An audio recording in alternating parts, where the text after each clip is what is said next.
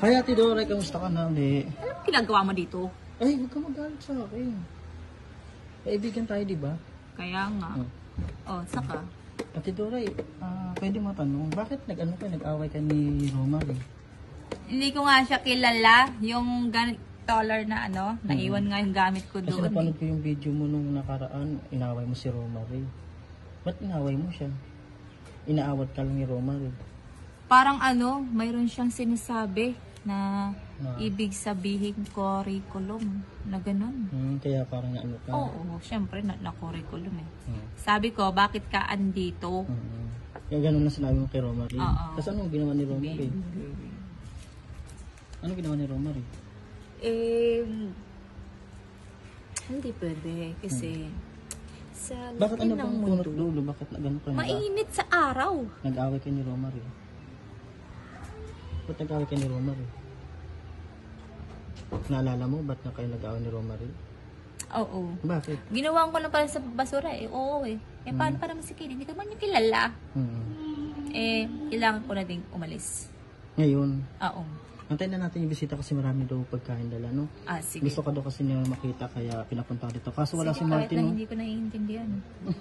Para isang pamilya na tayo or nakita ng kapitbahay, ganyan. Kwento mo bakit doon nag-away nga kay ni Romar eh? Hindi ko siya kilala. Walang nangyari. Ganon. Somethings. Pero kung ganun man, maging okay ka ni Romar ha? Oo, kaboses ko. Kasi mabait naman si Romar eh. Sure. Oo. Nakakatuwa naman si Ate Dora at nakapasyal ulit siya dito sa Bench TV Home Tour. Asan pala yung MP3 mo? Yung MP3 mo saan? MP3 ko? Yung cellphone mo? Kay Madam Rose. Nandoon? Ba't nandoon? Napadpad kasi ako sa sa Access 2. 1? Oo. Nandoon ka ngayon, di ba? Kaya kinuha siguro. Kasi bawal ka muna siguro mag-cellphone kaya kinuha mo na yung cellphone MP3 mo, no? Oo. Nakakatuwa mo si Ate Dora at nung nakapanood natin yung video mo kasi masyado ka ng nung nakaraan. Bakit kaya nagkaganon ka? Nalagay mo. Bakit parang ka doon, nag-iba yung attitude mo doon?